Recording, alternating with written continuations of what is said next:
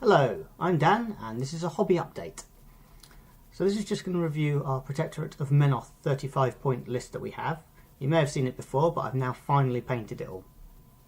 So in the army it's led by P. Krios, and in his battle group we have a Crusader, a Repenter and a Vanquisher.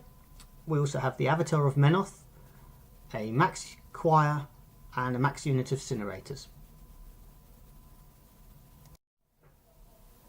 Okay, so the Warcaster is P. Krios, who comes with the starter set. I think he's really good. He's got a good selection of spells. He's got decent attacking options as well as defensive options. And his feat of being able to knock everything in his control area down makes it very potent for his army to start destroying things.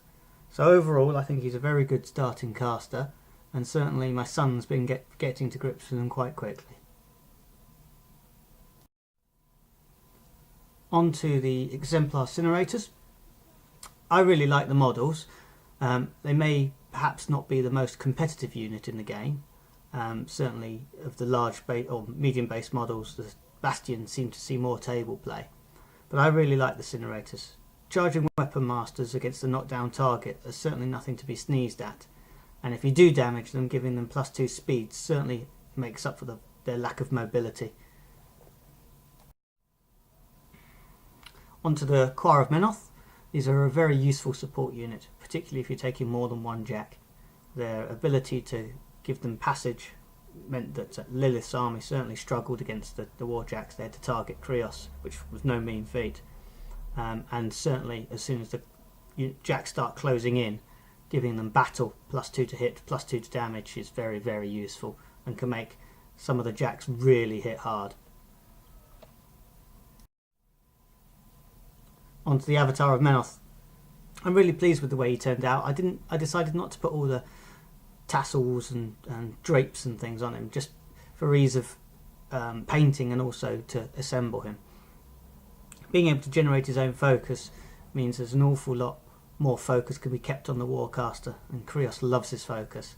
So yeah, the Avatar of Menoth I think is a staple part of my army. Next up we have the Crusader.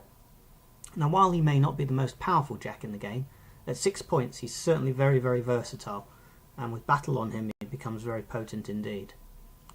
Also he's notably the only Warjack currently in our army with the open fist ability, so he can make throws and weapon locks and headlocks and so on and so forth, which again could prove his versatility. So it certainly makes up for his lack of power. Onto the little guy then. This is the Repenter.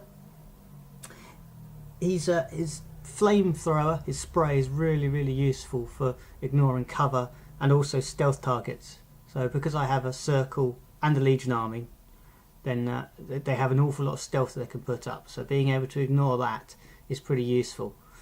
Again with battle, very handy. +2 to attack, +2 damage, able to take through loads and loads of swathes of infantry.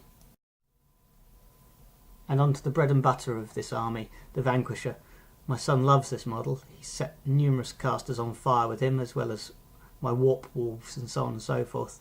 And certainly in our practice games he was star of the show, making it so that by the time I even got to engage him, half my army was on fire and almost dead. So yeah, if I get another one of these, that would be pretty cool. So that pretty much sums up what I've got so far in the Menoth army. So on to what I'm thinking of purchasing next. So the next unit I'll probably get hold of is the Exemplar Errants. These may or may not take the place of the Incinerators. I've got 2 lists, as you can see below, one with 2 units of infantry.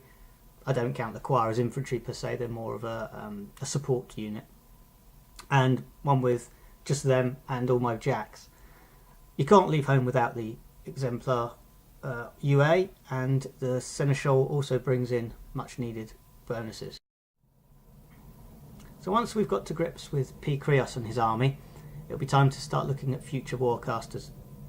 I think we're going to focus on E. Krios, or Krios 2, the Harbinger, and Krios 3.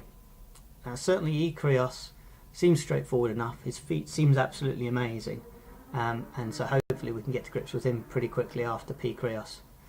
The next two, the Harbinger and Krios 3, seem a bit more tricky, but seem very, very powerful and a lot of fun. So that summarises the hobby update for this month. If you have any comments or any suggestions for us, then please comment below. We're more than happy to receive them. We're both very new to the Protectorate of Menoth, and so it may well be that we're either coming up with the wrong ideas and there may be better units or warcasters to try next, and certainly to expand up to 50 points. So please feel free to comment below. I hope you've enjoyed this update. I look forward to making some more videos very soon, and take care.